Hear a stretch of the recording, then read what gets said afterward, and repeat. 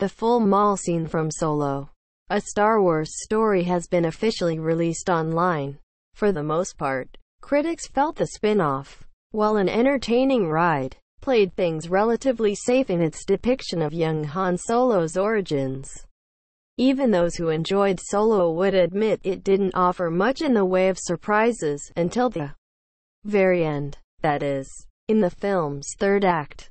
It's revealed none other than Darth Maul is the mastermind behind the Crimson Dawn crime syndicate, marking the villain's first big-screen appearance since 1999's The Phantom Menace. Unsurprisingly, the decision generated a fair amount of controversy, splitting the fandom as viewers debated the pros and cons of Maul's return. Given the character's popularity, Lucasfilm has leaned into his comeback to market Solo's upcoming home media release.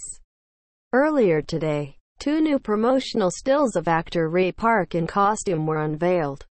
Now, for those who can't wait a few more weeks until the movie comes out on digital, the full Maul sequence is now available to view online. Related, the Clone Wars revival can pay off Maul's solo cameo coming courtesy of IGN. The clip starts at the moment Qira places a call to the mysterious Crimson Dawn leader. The details of the duo's conversation are well known by now, but if one is in the need for a refresher, or simply wants to watch it again, the clip can be viewed in the space below. Maul's path to Solo was quite interesting, as the Crimson Dawn kingpin was referred to as boss in the script. A list of possible candidates was developed. Co-writer Jonathan Kasdan always hoped to use Maul, and director Ron Howard advocated for the former Sith Lord as well. Perhaps things could have played differently if original helmsman Phil Lord and Chris Miller stayed on board, but that's something viewers will likely never know.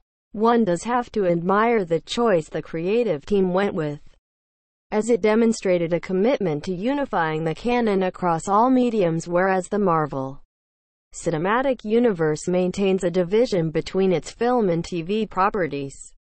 Maul's cameo was the latest instance of the Star Wars movies paying respect to their small screen brethren. Despite that, some people can't help but see the Maul scene as nothing more than empty fan service, distracting audiences from Han's character growth at the end of the film. As you're speaking of the MCU, the scene also had the feel of a stinger that plants seeds to be explored later, with Solo unlikely to spawn any sequels or spin-offs of its own.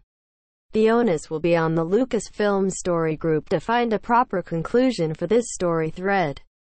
Yes, the scene does work as an ending of sorts by illustrating Qira's dedication to the criminal underworld she's a part of, but she certainly has unfinished business with Maul. A novel or comic series could be in order. More. Ray Park tried to spoil Maul's solo cameo. Source: IGN Tags. Star Wars. Han Solo.